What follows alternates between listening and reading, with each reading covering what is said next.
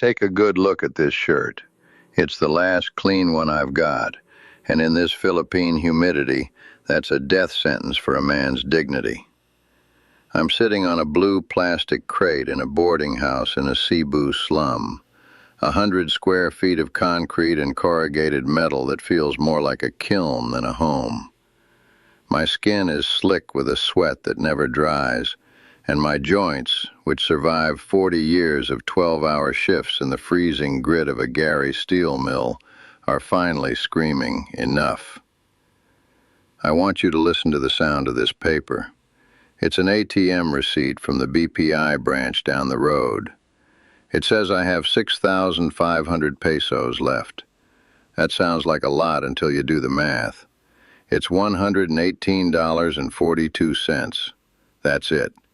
That's the grand total of 40 years of sweat, a liquidated 401k, a sold condo, and a life I traded away for a dream that turned out to be a hallucination.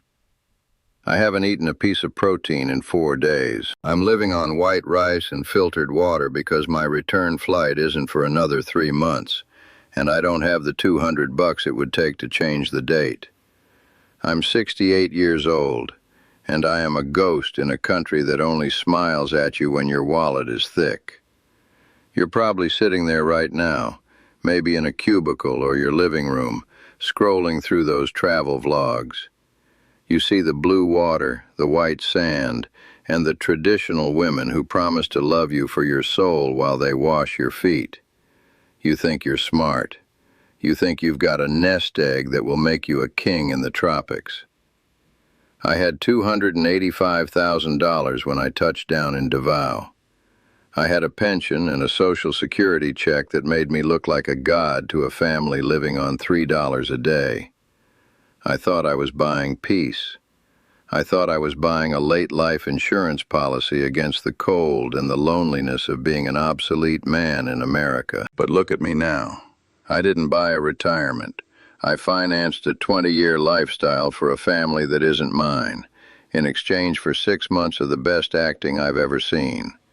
I'm Artie Vance, and before I tell you how I let a woman named Leilani bleed me dry until I was nothing but a husk in a Hawaiian shirt, I want you to understand one thing. The heat here doesn't just melt your resolve, it melts your common sense. If you think your wisdom will protect you from a person who has made a career out of desperation, you've already lost. Sit down, grab a drink. I'm going to show you exactly how much it costs to buy a lie. Before I was a starving ghost in Cebu, I was a working ghost in Gary, Indiana. Imagine 40 years of your life measured out in 12-hour increments, trapped between the orange glare of a blast furnace and the slate-gray sky of Lake Michigan. I was a foreman at the mill, a man who knew the precise temperature of molten steel but couldn't tell you the last time I felt the warmth of a genuine conversation. The Gary winters don't just bite your skin, they settle into your marrow. At 68, every morning felt like a negotiation with a body that didn't want to move. I'd wake up in a 50-degree condo, my knees popping like bubble wrap, and I'd look at the ceiling. I was 6 years out from a divorce that stripped me down to the studs. 34 years of marriage ended with a judge's gavel and a lawyer's bill that took the suburban house and exactly 50% of a pension I'd bled for. I was living in a shoebox with a view of a parking lot. I'd go to the Kroger, push my cart past people who looked right through me like I was made of glass, and head home to a microwave dinner in the deafening silence of a TV I didn't even want to watch. My daughters? They're good girls, I suppose. They'd call on Sundays, the kind of check-in calls that feel more like a chore than a connection. I was a disposable paycheck whose expiration date had passed. I was obsolete. In America, if you aren't producing or consuming, you're just furniture that hasn't been moved yet. That's when the algorithm found me. It starts with one video, a guy my age, looking tan and relaxed, sitting on a beach with a woman 40 years his junior, who looks at him like he's a god. You see the blue water. You hear the word traditional, and you start to believe the lie. You start to think that the respect you lost in the States is just sitting there, waiting for you on the other side of the world. I'd sit in the dark, the blue light of my laptop reflecting off my glasses, scrolling through Senior Hearts. That's where I found Leilani. She didn't look like a model. She looked like peace. She sent me photos of her garden, her cooking, sinigang, and she told me, "Artie, here, a man of your wisdom is a king. We don't throw our elders away, we cherish them." I wasn't looking for love, not really. I was looking for a refund on a life I'd already spent. I was looking for a way to stop being invisible. I decided to liquidate everything. I cashed out the 401k, took a massive tax hit because I couldn't wait another year. I sold the Ford F-150 I loved and that depressing condo. When the dust settled, I had $285,000 in a briefcase and a one-way ticket to Davao. My kids called me a fool. They said I was being scammed. I told them they just didn't understand cultural values. I thought I was the smartest man in Indiana. I thought I was taking my hard-earned capital to a place where it would make me a giant. I didn't realize that in a place where people live on $3 a day, a man with $250,000 is just a very large, very slow-moving target. I was trading my life's work for the feeling of being wanted, and I didn't care what the exchange rate was. I was ready to leave the black and white behind for a technicolor dream, never realizing that the brightest colors are usually the ones that warn you of poison. It doesn't happen all at once. A man doesn't just wake up and decide to set his entire life on fire. It starts with a slow leak, a quiet desperation that the world tells you is just getting old. But then, you're sitting in the dark at 2 a.m., the wind howling off Lake Michigan and rattling your window frames, and you click on a video. You see a guy who looks just like you, maybe a little thinner, definitely more tan, walking down a white sand beach with a woman who looks at him like he's the center of the universe. The title says something like, "Live like a king on $1,000 a month." You do the math in your head. My Social Security check was $1,950. In Gary, that barely covers the heat, the property taxes, and a few bags of groceries that look more like cardboard than food. But in the Philippines, the vloggers tell you that $1,900 makes you the wealthiest man in the village. They show you these Filipina angels, women who supposedly haven't been corrupted by Western cynicism, women who value a man for his provision and his wisdom. That's when I found Senior Hearts, and that's when I found Leilani. She didn't look like those girls in the bikinis you see on the thumbnails. She was 66, a widow with kind eyes and silver hair pulled back in a neat bun. She sent me videos of her garden in Davao, her hands stained with soil as she pulled weeds, talking about how she missed having a man to cook for. "Artie," she'd say in that soft, melodic voice, "in my country we don't throw our elders away like old clothes. We cherish them. A man of your age is a king here. We respect the life you have lived." You have no idea how dangerous those words are to a man who hasn't been touched in a decade. It wasn't just about sex. It was about the traditional dream. I started calculating the exit. I looked at my 401k, $285,000 after I liquidated the condo and the truck. If I stayed in Indiana, that money would be gone in 10 years, swallowed by medical bills and inflation. But if I moved, if I went to Davao, I could build a palace. I could have a wife who washed my feet in a community that bowed when I walked past. I paid a $50,000 tax penalty just to get my hands on that cash early. My daughters screamed at me. They called me a mark. They told me I was being scammed by a professional. I laughed at them. I told them they were just bitter because I wasn't leaving them a big inheritance to squander. I thought I was being the ultimate provider. I thought I was taking my obsolete American life and trading it for a tropical dynasty. I wasn't buying a vacation, kid. I was buying a ticket to a stage play where I was the only person who didn't know the script. I saw the projected cost of living at $1,100 a month and thought I'd be saving money. I didn't realize that when you show up in a place where people survive on $3 a day, your budget is just a starting bid for your own destruction. I was ready to be a king. I just didn't realize that in this kingdom, the king is the first one they lead to the altar for the sacrifice. When I stepped off that plane in Davao, the air hit me like a warm, wet blanket scented with jasmine and diesel exhaust. It was a suffocating heat, but to a man who had spent 40 winters shivering in Gary, it felt like a baptism. I walked through those sliding glass doors, scanning the sea of brown faces, and there she was, Leilani. She was holding a cardboard sign that said, "Welcome home, my King Artie," in perfect looping cursive. She looked exactly like her photos, modest, radiant, and wearing a smile that made me feel like I just won a war I didn't know I was fighting. For the first 6 months, I lived a life that would make a billionaire jealous.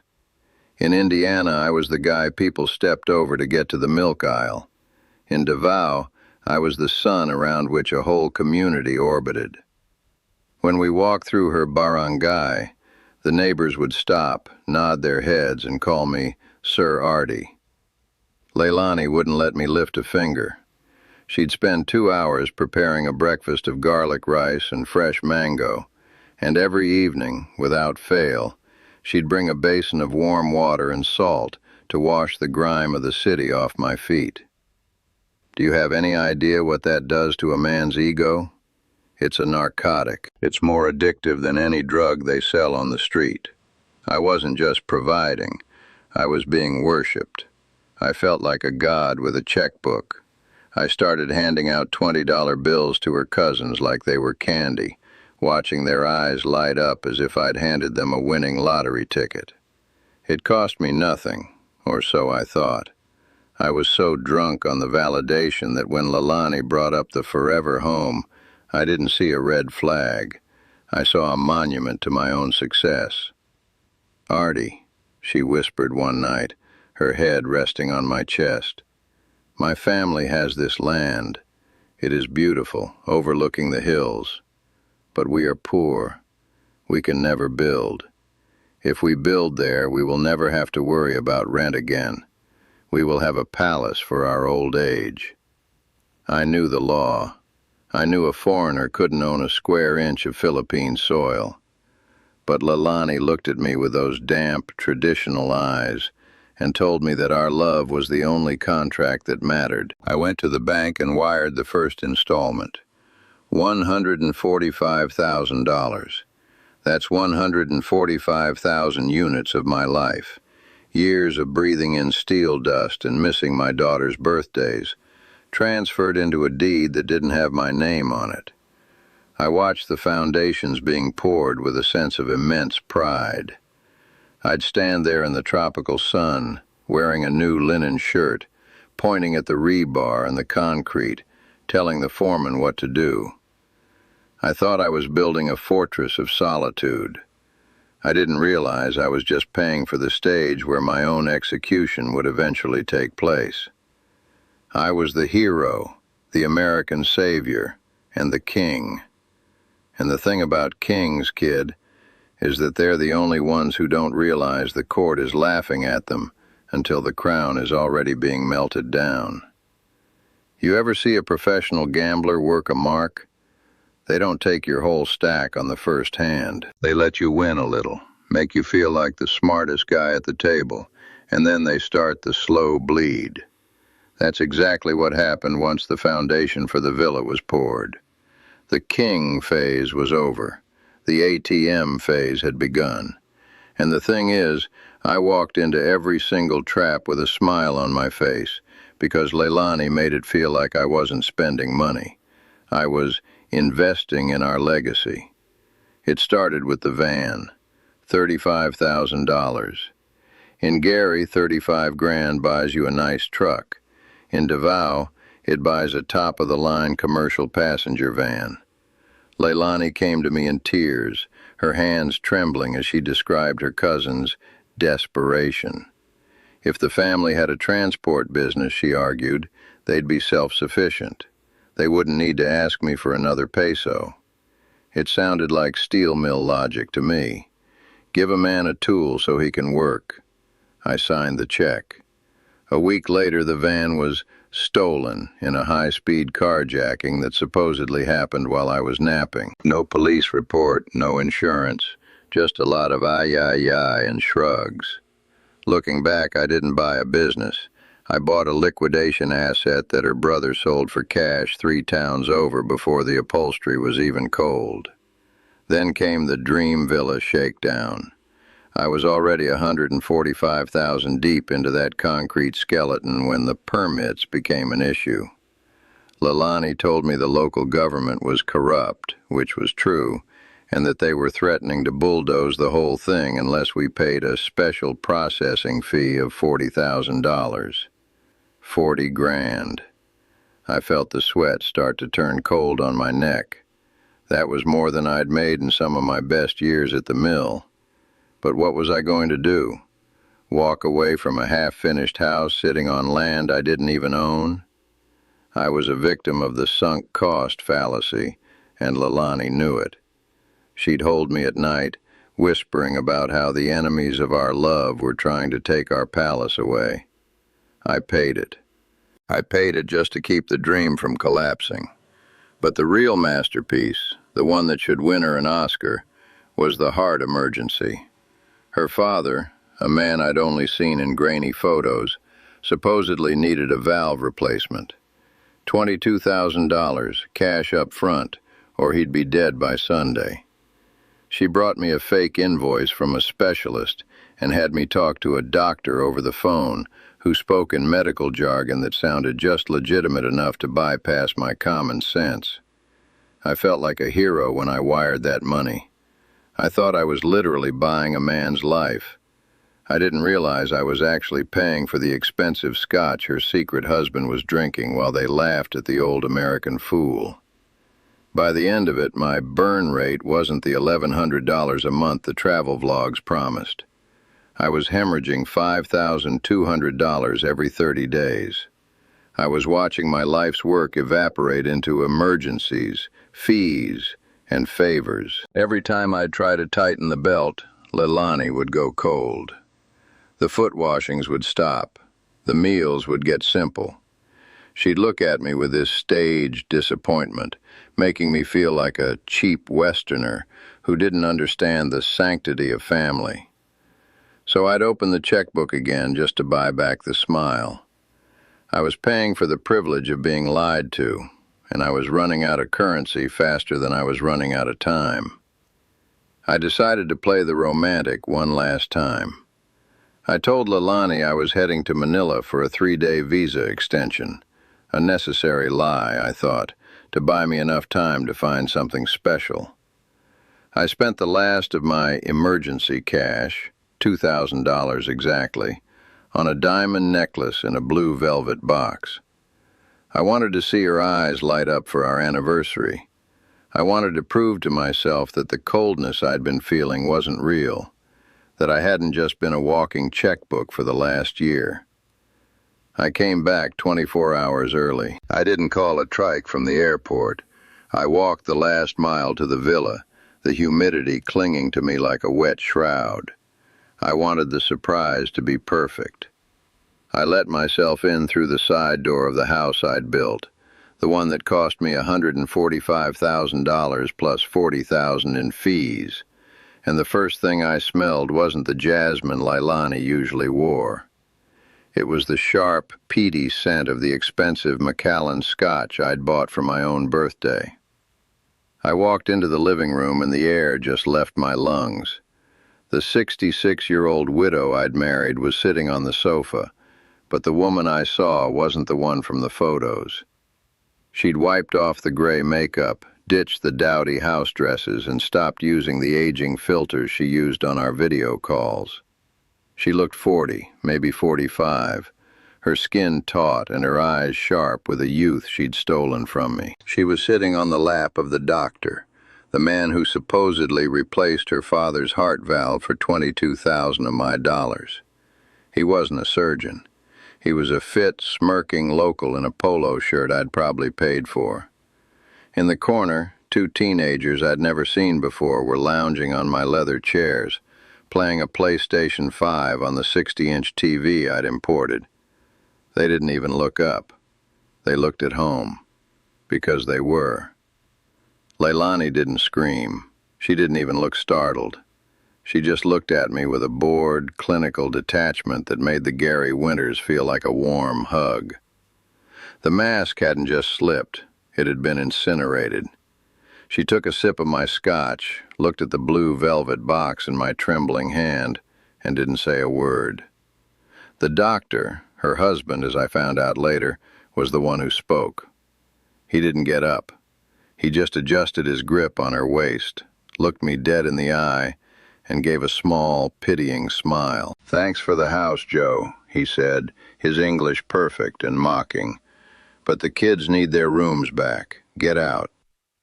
I looked at the walls I'd paid for, the roof I'd financed, and the woman I'd traded my life's work to protect.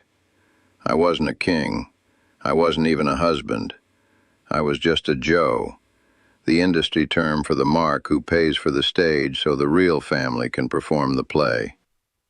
I walked out of that house with nothing but my passport and the clothes on my back. The necklace? I dropped it in the dirt by the gate. $2,000 to buy the most expensive lesson of my life. When you try to buy a heart, you're usually just renting the rib cage until the owner decides the lease is up. Let's do the math together. I'm a foreman, remember? I like numbers. Numbers are cold, they're hard, and unlike Leilani, they don't have a script. They don't smile at you while they're cutting your throat.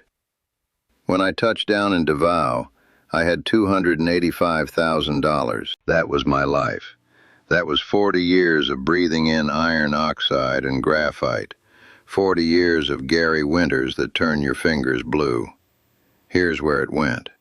$145,000 for a villa I'll never step inside again. $35,000 for a family van that was sold for parts before I even saw the registration. $22,000 for a heart surgery that turned out to be a down payment on her real husband's new life. Throw in $40,000 for those corrupt permits and that $2,000 diamond necklace I dropped in the dirt, and you're looking at $244,000 in lump sums alone. The rest? The remaining $41,000? That was the slow bleed. That was the $5,000 a month for emergencies, the fancy dinners, and the investments in her cousin's imaginary businesses. $285,000, liquidated, transferred, and gone. Every hour I spent at that mill, every double shift I worked to get ahead, was actually just a gift for a family I didn't know existed. I didn't buy a retirement. I financed a 10-year upgrade for a stranger's life in exchange for 6 months of the best acting I've ever seen. I sat on this crate and tried to blame the culture. I tried to blame the laws that say a white man can't own a blade of grass here. But that's a lie. I have to look in the mirror and admit the truth. I was arrogant. I thought I was the one guy who was too smart to be a mark. I thought my wisdom and my dollars made me a god among men. I ignored my own daughters, the women who actually loved me, because they told me a truth I didn't want to hear. I chose the hallucination because the reality of being an old, lonely man in Indiana was too much to bear. I bought the lie because I was too proud to be invisible. So listen to me, and listen good. If you're sitting there right now, looking at those vlogs and thinking you found a shortcut to happiness, look at my ATM receipt first. $118.42.